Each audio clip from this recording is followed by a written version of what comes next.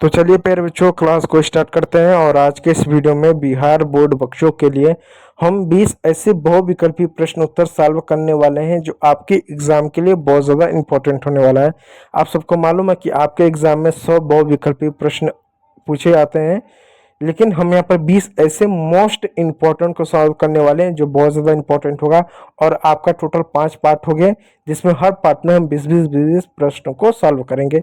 इसलिए कहीं मत जाइएगा। ओमकार मौर्य जो हमारा चैनल है, ओमकार हिस्ट्री हब, उस पर जरूर बने रहिएगा। ठीक है प्यारे बच्चों, तो चलिए पहला प्रश्न है। प्रश्न 1, मानव द्वारा सर्वप्रथम किस धातु का उपयोग किया गया था? ये बहुत ज़्यादा इंपॉर्टेंट सवाल ये पूछा जाता है कि मानव द्वारा किस धातु का सर्वप्रथम उपयोग किया गया था। तो ऑप्शन ए लोहा, ऑप्शन बी तांबा, ऑप्शन सी चांदी और ऑप्शन डी कांस्य। तो सही उत्तर है बच्चों ऑप्शन बी, यानी इंसानों ने सबसे पहले तांबा का यूज किया था। इस बात को याद रखिएगा। दूसरा प्रश्न आपके मोबाइल स्क्रीन पर, सोरतोगोई नामक हड़प्पा स्थल कहाँ स्थित है? यानी आप जानते हैं कि जो सोरतोगोई नामक जो हड़प्पा स्थल है, हड़प्पा सभ्यता से ही जुड़ी हुई है, लेकिन भारत के किस राज्य में या किस देश में कहाँ पर स्थित है?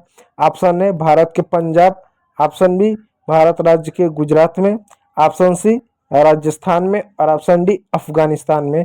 तो सही उत्तर है दोस्तों अफगानिस्तान में सोरतोगोई है। और यहाँ पर हड़प्पा सभ्यता के नहरों के साक्ष्य मिलते हैं कि उन समय शायद नहर और रहे होंगे, थोड़ा बहुत कुछ हमको साक्ष्य मिलते हैं। ठीक है भाई बच्चों, इस बात को याद रखिएगा।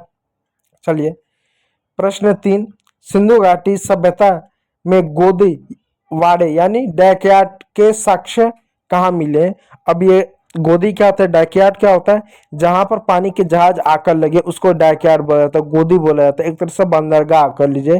तो कहाँ पर डैकयार्ड की बात करें, बंदरगाह की बात करें, इसके साक्ष्य हड़प्पा सभ्यता में कहाँ पर मिला है? Option A Banawali, option B सोतगोई, option C Lothal, option D Chanhudaro. तो सही उत्तर है प्यारे बच्चों लोथल। लोथल जो है ये गुजरात में पड़ता है और यहाँ पर जो है हमको क्या इसके साक्ष्य मिले हैं। चलिए चौथा प्रश्न आपके मोबाइल स्क्रीन पर जो बहुत ज्यादा इंपॉर्टेंट है, अक्सर पूछा जाता है, मेसोपोटामिया के लेख में मेहलुआ किसे कहा गया है? यानी मेसोपोटामिया का जब आप उसके लेख में एक शब्द मिलता है मेलुहा, तो इसका अर्थ क्या है? ये किसके संदर्भ में ये शब्द कहा गया है?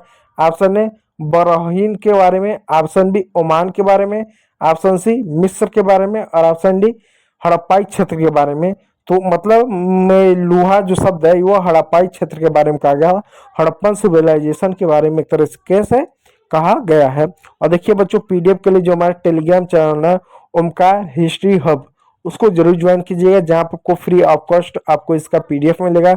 लिंक आपको डिस्क्रिप्शन में जरूर मिलेगा। ठीक है प्यारे बच्चों, चलिए प्रश्न 5, फायांस से बने लघु फायांस से बने लघु पात्र जो संभवतः सुगंधित द्रव्यों के पात्रों के रूप में प्रयुक्त होते थे कहाँ से मिले हैं? यानी ये जो सवाल है हड़प्पा सभ्यता से जुड़ा हुआ है। और फायंस एक प्रकार का लघु पात्र होता था जो बहुत सुगंधित हुआ करता था, दो पात्रों से बना होता था। तो हड़प्पा सभ्यता में कहाँ से मिला? ऑप्शन ए हड़प्पा स्थल से, ऑप्शन बी मोहनजोदड़ो स्थल से, ऑप्शन सी कालीबंगा। तो ऑप्शन डी ए और बी, ए और बी। तो सही उत्तर है ऑप्शन डी यानी ए और बी। यानी आपका जो हड़प्पा है और जो मोहनजोदड़ो इन दोनों जगह से क्या ये मिला हुआ, इस बात को याद रखिएगा। चलिए आपका मोबाइल स्क्रीन पर छठवां प्रश्न है प्यारे बच्चों, क्या है प्रश्न? MSR राव द्वारा लोथल में खुदाई का आरंभ कब किया गया था? यानी लोथल जो क्षेत्र था वहां पर खुदाई का काम कब किया गया था? ऑप्शन ए 1921 में, ऑप्शन बी 1925 में, ऑप्शन सी 1946 में और ऑप्शन डी 1955 में। तो सही उत्तर है ऑप्शन सी 1946 में क्या खुदाई का कार्य किया गया था। चलिए अगला प्रश्न आपके मोबाइल स्क्रीन पर, प्रश्न 7वां, बौद्ध और जैन ग्रंथों में महाजनपदों की कितनी संख्या मिलती है? यानी जो हमारा जैन धर्म है, जो बौद्ध धर्म ग्रंथ है हम लोगों का, ठीक है, क्योंकि जैन धर्म और बौद्ध धर्म को प्रतीक करने इसका जो विकास है भारत की धरती पर हुआ, तो हम लोग कहीं ना कहीं जैन धर्म को बौद्ध धर्म को अपना ही मानते हैं, उनके धर्म ग्रंथ को। तो इन धर्म ग्रंथों के माध्यम से जो है कितनी जनपदों, कितने महाजनपदों की जानकारी मिलती है? Option A 6, option B 12, option C 16 और ऑप्शन डी 18। तो 16 महाजनपदों की जानकारी मिलती है, इस बात को याद रखिएगा। चलिए प्रश्न 8, मौर्य साम्राज्य का संस्थापक कौन था? मौर्य साम्राज्य की स्थापना किसने की? Option A Chandragupta Maurya, option B Ashoka, option C Bimbisara और ऑप्शन डी अजातशत्रु। तो सही उत्तर है चंद्रगुप्त मौर्य ने मौर्य साम्राज्य की स्थापना की। चलिए प्रश्न 9, हड़प्पा और मोहनजोदड़ो की खुदाई के समय भारतीय पुरातात्विक सर्वेक्षण के डायरेक्टर जनरल कौन थे? जो हड़प्पा सभ्यता की जब खुदाई हो रही थी, इसको खोजने का जो श्रेय है दयाराम साहनी को जाता है, जो 1921 में इसको खोया था।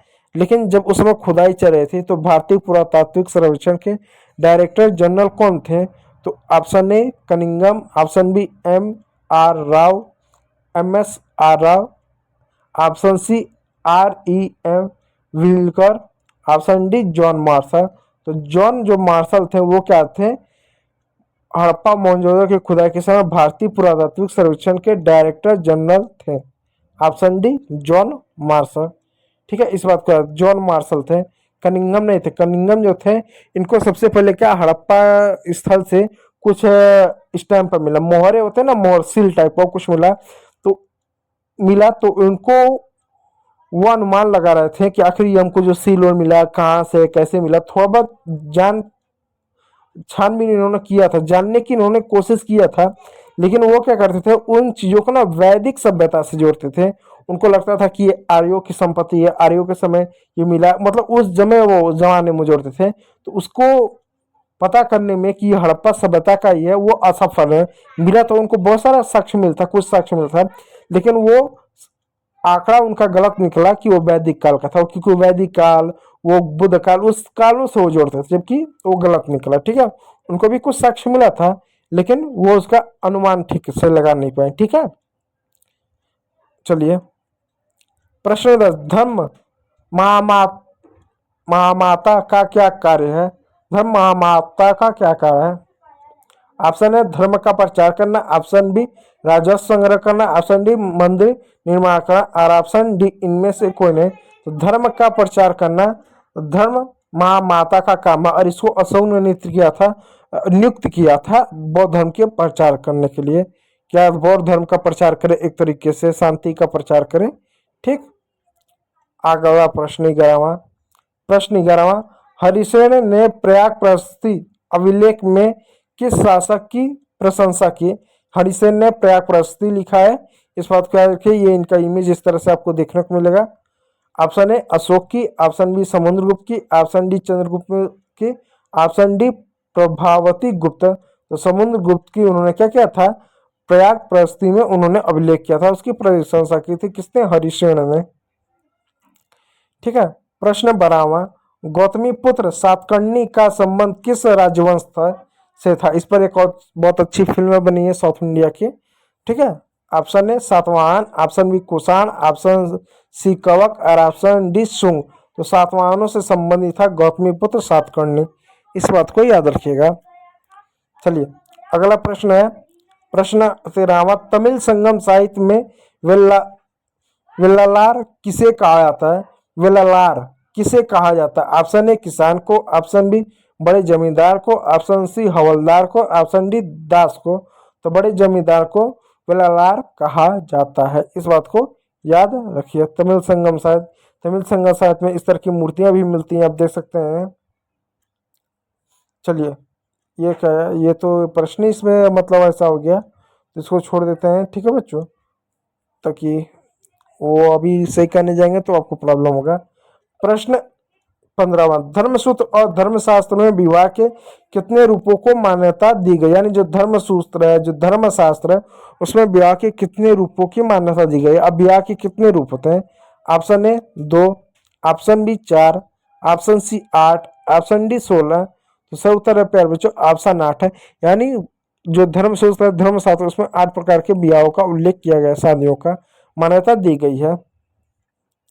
16वां प्रश्न, चीनी तीर्थयात्री हवेंग स्वांग कब भारत आया था? ऑप्शन ए 2री शताब्दी ईस्वी में, ऑप्शन बी 5वीं शताब्दी ईस्वी में, ऑप्शन डी 7वीं शताब्दी ईसा पूर्व में और ऑप्शन डी 8वीं शताब्दी ईसा पूर्व में। तो 7वीं शताब्दी में, ऑप्शन सी 7वीं शताब्दी में क्या चीनी तीर्थयात्री ह्वेंग्सवांग आया था। फायान भी एक तीर्थयात्री था, वो भी आया था, ये 7वीं शताब्दी में आया था। ठीक, चलिए 19वां प्रश्न, ऋग्वेद का संकलन कब हुआ। ऑप्शन है 200 से लेकर 1500 ईसा पूर्व में, ऑप्शन बी 1500 ईसा पूर्व से लेकर 1000 ईसा पूर्व में, ऑप्शन सी 1000 से लेकर 500 ईसा पूर्व में, ऑप्शन डी 500 से लेकर 100 ईसा पूर्व में।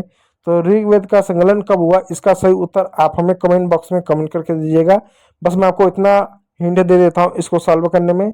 ऑप्शन ए नहीं है, ऑप्शन जो है डी भी नहीं है, ठीक, और आपका ऑप्शन बी भी नहीं। मैं उत्तर बता दे रहा, 1000 से लेकर 500 ईसा पूर्व में क्या हुआ था, एक तरीके से देखा जाए तो ऋग्वेद का संकलन हुआ था। इसके बाद आपका जो है ना उत्तर वैदिक काल आता है। ठीक, चलिए प्रश्न, हड़प्पाई लिपि में चिन्हों की संख्या लगभग कितनी है।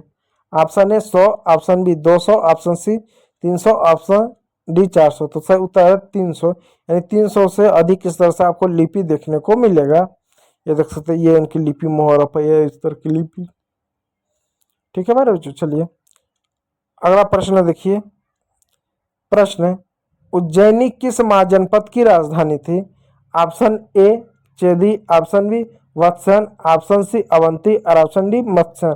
तो सही उत्तर है प्यारे बच्चों ऑप्शन सी अवंती। अवंती जो थी उज्जैनी की राजधानी थी। प्रश्न 20, कुषाण शासक अपने नाम के आगे कौन सी उपाधि लगाते थे। ऑप्शन ए देवपुत्र, ऑप्शन बी स्वर्गपुत्र, ऑप्शन सी देवराज और ऑप्शन डी विक्रमादित्य।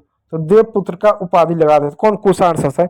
ये मानते थे कि हम देवों के पुत्र, इस तरह की कुछ मतलब विचारधारा मतलब ये लोग रखते थे, देवपुत्र की उपाधि लगाते थे। तो उम्मीद करूंगा ये जो आपके 20 बहुविकल्पी प्रश्न उत्तर हैं आपके लिए अच्छा लगा होगा, अच्छा रहेगा, क्योंकि इन टॉपिकों पर अक्सर जो है बिहार बोर्ड कक्षा 12 में प्रश्न पूछे जाते हैं, इसलिए इनको लिख लीजिए, रट लीजिए और तैयार करके जाइएगा।